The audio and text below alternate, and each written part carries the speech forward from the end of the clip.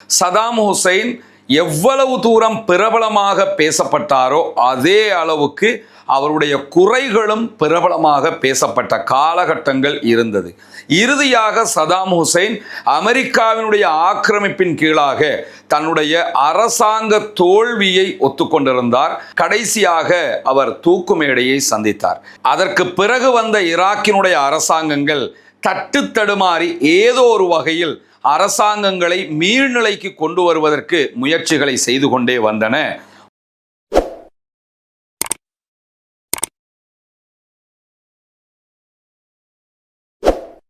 மத்திய கிழக்கினுடைய ஒரு புகழ் பெற்ற தொடர்ந்து பேசப்பட்டு வருகிற ஒரு பகுதியாக இருப்பதுதான் ஈராக். ஈராக் என்றாலே அனைவருக்கும் நினைவுக்கு வருவது ஈராக்கினுடைய முன்னாள் அதிபர் சதாம் ஹுசைன்.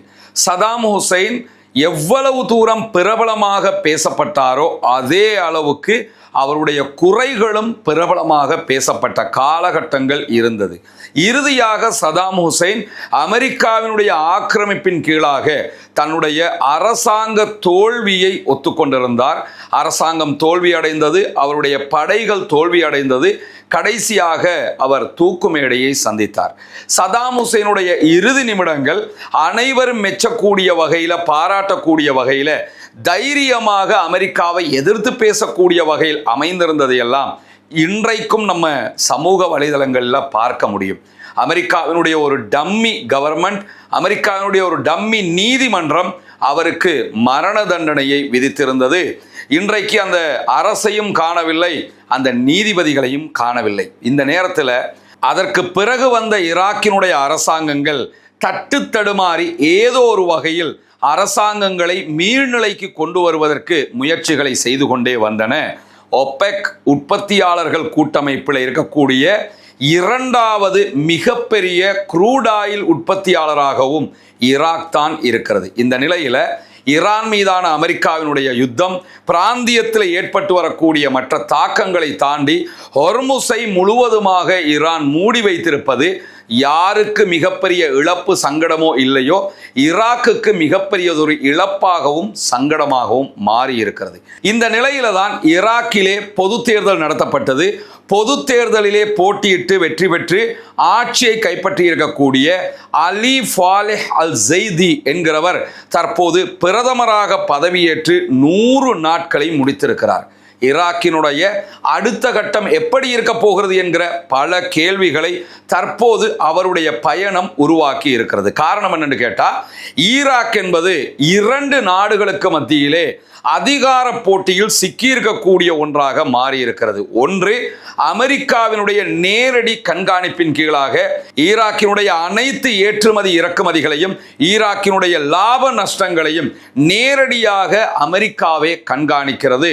அமெரிக்கா அதில் விட்டு கொடுப்பு செய்யவில்லை. இரண்டாவதாக, ஈராக்குக்குள்ள ஆட்சி எப்படி இருக்க வேண்டும், யார் பக்கம் சாய வேண்டும், எந்த பக்கம் முடிவெடுக்க வேண்டும் என்கிற அளவுக்கு ராஜதந்திர முருகல் நிலையையும் ராஜதந்திர உள்நுழைவுகளையும் செய்திருக்கிறது ஈரான். காரணம் என்னன்னு கேட்டா, ஈராக்குக்குள்ள சன்னி பிரிவை சேர்ந்த இஸ்லாமிய மக்கள் வாழுகிற அதே நேரத்தில் ஷியா பிரிவை சேர்ந்தவர்களும் வாழுகிறார்கள். ஷியாக்களுடைய ஆதரவு தளம் என்பது ஈரானோடு நெருங்கி இருக்கிறது. ஈரான் தான் ஈராக்கிலே இருக்கக்கூடிய 5 முக்கியமான ஷியா பிரிவுகளில் 4 கட்டுப்படுத்துகிறது. PMF என்கிற பெயர்ல, மக்கள் திரள் படைப்பிரிவு என்கிற பெயர்ல இந்த 4 அமைப்புகளும் ஒரு அமைப்பாக மாற்றப்பட்டிருக்கிறது. இந்த நிலையில தான் ஈராக்குக்குள்ள ஏதாவது தேசிய பிரச்சனைகள் ஏற்பட்டால் அரசாங்கத்தின் துணை இராணுவ படையாக PMF செயல்பட்டு வரும்.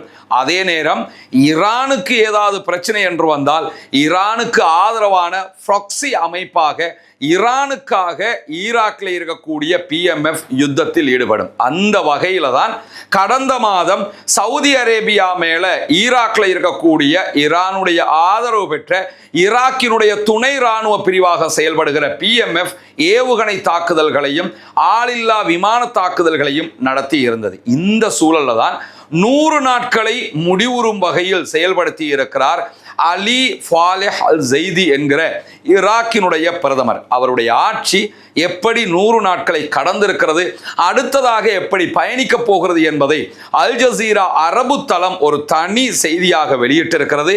அந்த செய்தியிலே அவர்கள் குறிப்பிடக்கூடிய மிக முக்கியமான அம்சங்களை என்னன்னு கேட்டா, அலி ஃபாலிஹ் அல் ஜெய்தியினுடைய அரசு 2 முக்கியமான பிரச்சனைகளை எதிர்கொண்டு வருகிறது. ஒன்று, ஊழலுக்கு எதிரான அவர்களுடைய செயல்பாடுகள். ஊழல்வாதிகள், நிதி மோசடியாளர்கள், கடந்த அரசாங்கத்தில் உழைத்து சம்பாதித்து அரச பணத்தை மோசடி செய்தவர்களை கைது செய்கிற மிக முக்கியமான ஒரு பணியை கையிலே எடுத்திருக்கிறார்கள்.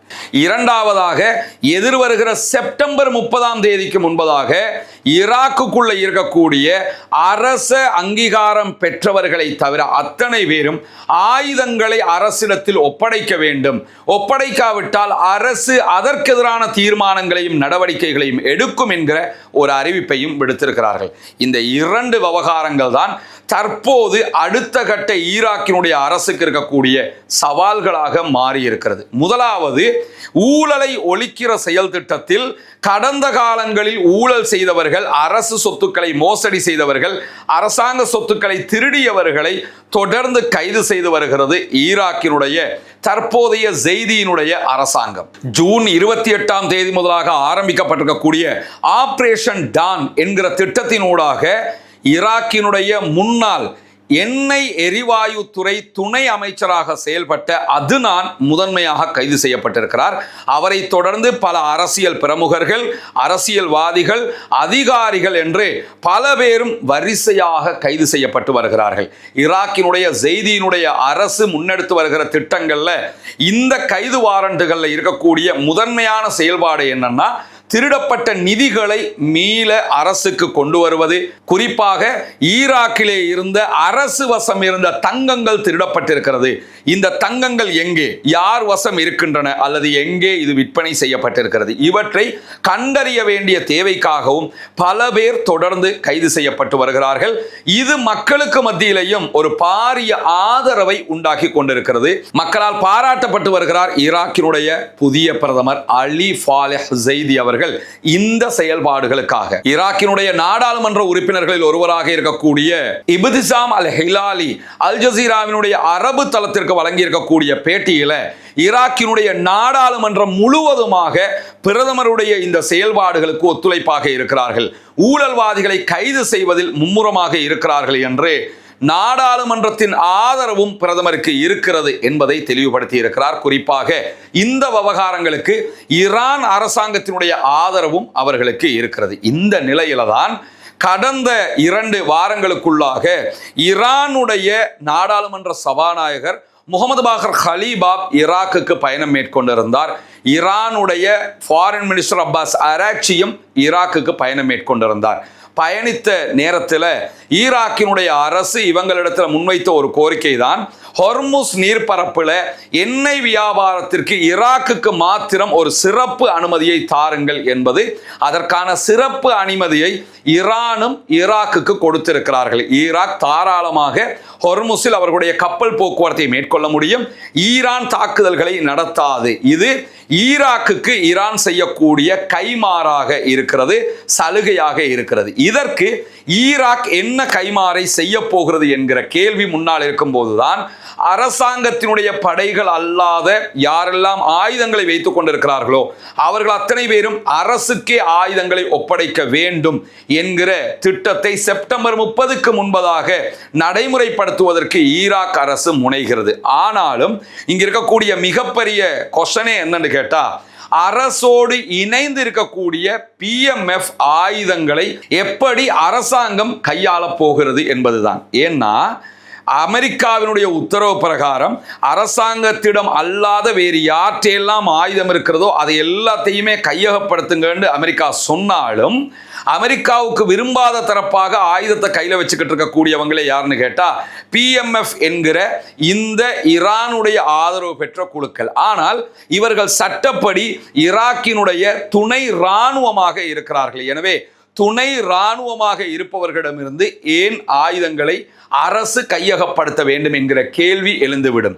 இல்லாத போது துணை இராணுவமா இவர்கள், இல்லை என்றால் ஈரானுடைய ஆதரவு பெற்றவர்களா என்பதற்குரிய தெளிவு தேவைப்படும். எனவே இதுதான் ஜெய்தியினுடைய அரசுக்கு இருக்கக்கூடிய மிக பெரும் சங்கடமாக மாறியிருக்கிறது. 100 நாட்களை சரியாக பயன்படுத்தி இருக்கக்கூடிய அலி ஃபாலஹ் ஜெய்தியினுடைய அரசு அடுத்தடுத்த நாட்களை எப்படி கடக்கப் போகிறது? ஈரானை பகைத்து கொண்டு அடுத்த கட்டம் நகர முடியாது.